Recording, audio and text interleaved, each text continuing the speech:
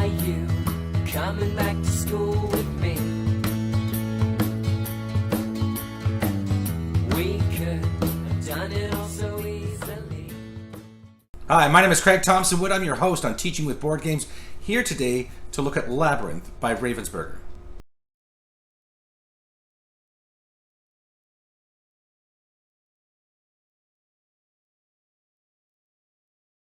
Labyrinth is a game which came out in 1986. It was first called The Amazing Labyrinth, and it has been since shortened to just Labyrinth. It is a game which has definitely stood this test of time. It's a great game, has some great ideas in it. Very simple, which you'll see in just a moment. And it's now in all kinds of different intellectual property reprints. So you have you have a 3D Labyrinth, you have Junior Labyrinth, you have Master Labyrinth, but then you also have things like Harry Potter Labyrinth and Pokemon Labyrinth. Funny enough, they're kind of hard to find. They're not, I didn't see them on Board Game Geek, some of them. I think I saw Lord of the Rings Labyrinth on there, but the Pokemon and Harry Potter ones aren't on Board Game Geek. They're not on the Ravensburger website. But if you look on the internet, you can find them. It's just, you have to know to look for them. So if anybody knows where I can find a list of all the different Labyrinth IPs that are out there, please do leave me that message in the comment section below, because I would like to know which ones are out there, but as I said, they're not listed on Board Game Geek, so I don't know where to find them. Anyway, let's just take it to the table. I'll show you how this game is played, and then I'll talk to you about the report card for it. So this is a partial setup for Labyrinth. I started setting up all the tiles so you wouldn't have to watch me do that. What you see on the board here, though, these pieces are fixed in place. These do not move. So you'll find these pieces, you know, every other one here. And you can tell as well because the yellow arrows point to the spots where they can move, and that's going to be very important for later, and I'm going to show that.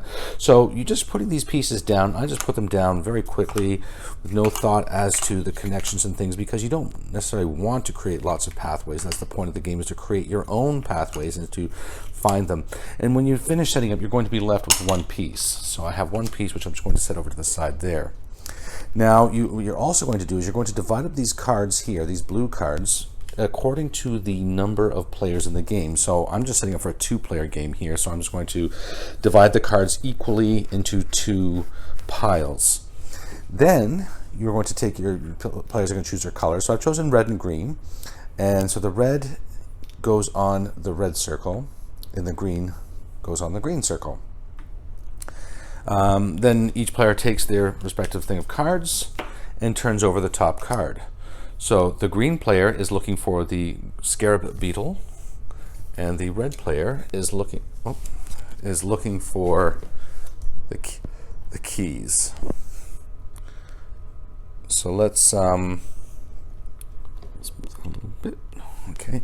So the scarab beetle is here, and the keys are here.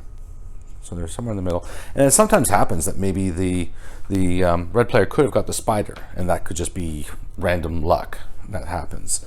So if the green player is going first, the green player takes this piece and then has to decide how they are going to manipulate the board by putting this piece in to start to create an open pathways to where they want to go. So I'm just looking at this here now, so keeping in mind it's a straight piece, just a straight line, and you're only going to be able to put them in where the yellow arrows are. So the green player may decide to move these things down, and so like I said, you look for the yellow to indicate where they can move, but that's of course not going to stop you, as I do all the time, try to move a row or a column which can't move. But you just have to keep reminding yourself that those don't move, only the ones with the yellow arrows, so like so. And then they can follow that path along as far as they wish to. So maybe they would go here, and that would be their move.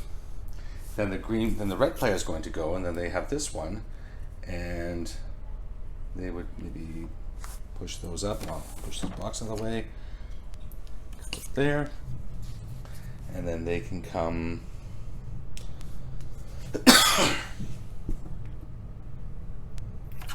They're going to come to there.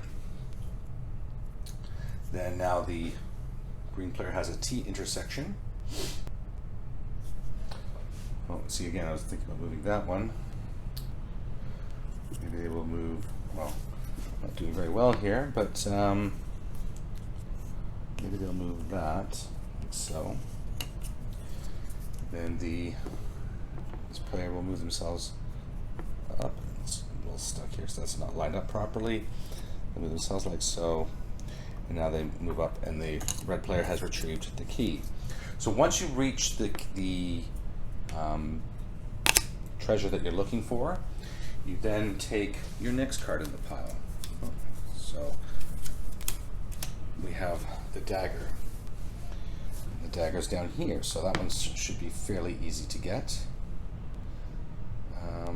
Should be, I say, but not seeing it immediately, but hey, that's part of the fun, figuring this out. Okay, so the green player's going again. Now, the scarab is trapped inside this space here. Let's see what we can do to free that up. Yeah, like I said, I'm not doing very well, but I'm also just trying to play quickly here. So they come up to here, and then this player is going to, the red player, like so. And I'll come over to here, and this player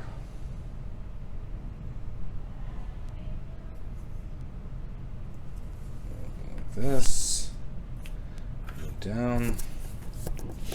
So once they've retrieved all their treasures, the first person to make it back to their starting space is declared the winner. And that is how you play Labyrinth.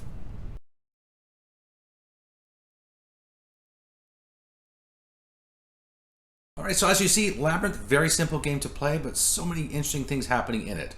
So let's talk about the report card. So for number of players for Labyrinth, I'm going to give it a B. It plays between 2 to 4 players, which is exactly my category for B, so that's what it gets. For learning for Labyrinth, I'm going to give it a B+. The learning is obviously that geospatial that you're getting in there, sort of recognizing and seeing what, if you move things into certain positions, if things slide down, how's it going to open things up. It really interesting way of doing it. So it's only focusing on the one thing. There's not even any math. There's no reading. There's nothing like that. So it's just completely focused on that one aspect of learning. But what it does it so well and does it in such an interesting way that's why I push it up to the B+. For fun for Labyrinth, I'm going to give it a B+. I think it's a great game. Like I said, so simple, yet so interesting, so fun as you're pushing things around, trying to find those paths, and sometimes even you think, okay, well this will look good, and then you realize as the piece finally goes into place, maybe you hadn't quite seen the full implications of your move, and lo and behold, you travel halfway across the board to get the piece that you need. So it's a lot of fun, and yeah, I would definitely recommend it. For time, I'm going to give the game an A-. I give it the A- because it's fairly simple to set up and clean up. It's just in case the hardest part is putting all those different tiles onto the board in their places, and then cleanup is fairly simple after that. The play is, reason it goes into A- because the time is what it is. It's a fairly quick game, but if you want to, you can always reduce the time by just playing with less cards. But there's also the consideration that if you were to be running out of time, you can just say, okay, next person to find the card is the winner, or just end at a certain time. There's different ways that you could be playing it, so there's with that in mind, that's why I give it the A-. For cost for Labyrinth, I'm going to give it a B+.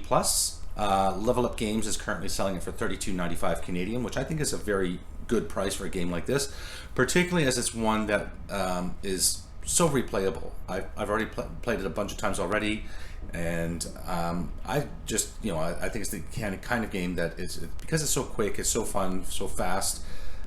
It's just one that's easy to get to the table. So as I always say, the one thing to be looking at with cost is, the game can cost $10, but if you never play it, then it's really a waste of $10.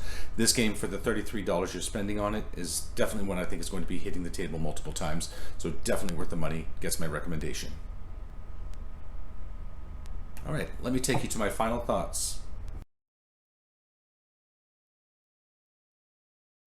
So for a game which came out in 1986, like I said before, Labyrinth has really withstood the test of time. There's a lot of games which came out, in that era that I can think of that maybe I've reviewed on the channel, but they mechanics of board games have changed over time to such a point that we look at some of the things we used to do before, a lot of roll and move and things like that, and different mechanics have come out which have improved the games. But this game, because it only has one mechanic, which is just sliding those tiles across, really there's nothing to improve on here. It is what it is, and you either like it or you don't like it, but there's really nothing that can be improved upon it except, like I said, maybe including some of those different intellectual properties that are out there.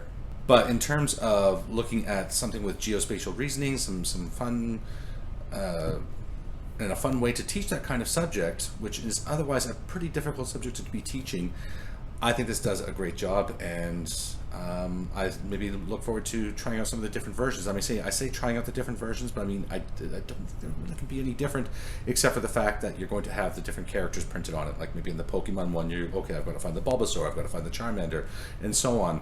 So it's really the same game, just different things on it. But there are the different ones, like the 3D Labyrinth and the Expert Labyrinth and the Junior Labyrinth. I might be more interested to look at simply because those will be different. So I'll check those ones out for sure. If you are new to the channel, then what I'm doing is I'm putting out content on a weekly basis around topics of gamification, game-based learning, reviewing games such as Labyrinth and other games to help you, the viewer, know about games that can help us to teach different subjects to our children, to our students, to ourselves, and do it in a fun way. I'm all about gamification, game-based learning. I wish I'd done more of this as a kid because I was not a very good student when I was younger, but it was through the play of games that I really helped me to hone and develop my skills. And now as a teacher myself, 20 years experience with the Peel District School Board, I am using these as much as possible to help my students to learn, and I know that they have communicated to me how much they appreciate when we do the learning through games too. They feel that they do get a lot out of that, and so just want to share those resources with you. If you have any ideas of games you might like to see on the channel or questions you might want to ask about things I'm doing, then please leave me that message in the comment section below. Love to hear from the viewers, as it helps me to give you relevant content on the channel and to help out as much as possible with things that you might be looking to do in your own classrooms or in your own homes. And while you're down there, please don't forget to hit like and subscribe, even that little bell icon that indicates when I'm putting out new content, which, like I said, is on a weekly basis. Really does help the channel, and I do appreciate it. And that's going to wrap it up for today's episode. Until next time, I'm Craig Thompson Wood, your host on Teaching with Board Games, saying thanks for coming to the classroom. Are you coming back to school with me?